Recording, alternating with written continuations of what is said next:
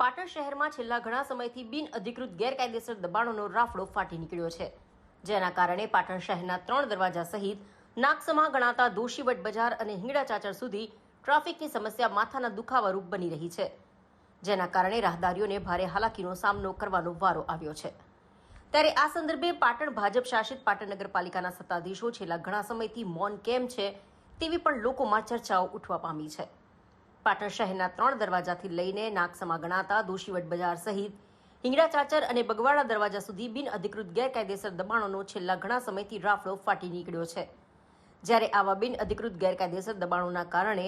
પાટણ શહેરના 3 દરવાજાથી દોશીવટ બજાર અને હિંગડા ચાચર સહિતના મુખ્ય બજારોમાં દિવસ દરમિયાન ટ્રાફિકની સમસ્યા માથાના દુખાવારૂપ બની રહી છે। ત્યારે આવા ટ્રાફિક પર નિયંત્રણ કરવામાં પાટણ જિલ્લા ટ્રાફિક પોલીસ સહિત ટીઆરબી કર્મીઓ ભારે હાલાકીનો સામનો કરવો પડી રહ્યો છે। ત્યારે આ સંદર્ભે પાટણ નગરપાલિકા છેલ્લા ઘણા સમયથી બિન અધિકૃત દબાણો દૂર કરવામાં અસમર્થ બની ગઈ છે, જેના કારણે પાટણના મુખ્ય બજારોમાં બેફામ રીતે નિયમોને નેવે મૂકીને લોકોએ દબાણોમાં સતત વધારો કરી દીધો છે।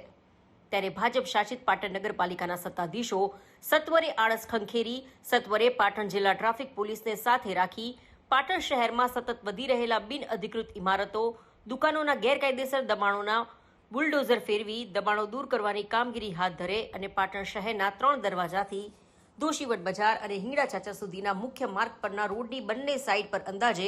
20 ફૂટ જેટલા દબાણો તેમજ ગેરકાયદેસર વાહન પાર્કિંગના દબાણો દૂર કરવાની કામગીરી ભાજપ શાસિત પાટણ નગરપાલિકાના સત્તાધીશો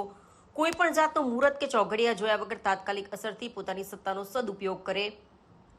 અને પાટણ શહેરના મુખ્ય બજારોના બિન અધિકૃત દબાણો દૂર કરવાની તજવીજ હાથ ધરે તેવી પાટણની બુદ્ધિજીવી નગરજનોની પ્રબળ માંગ ઉઠવા પામી છે।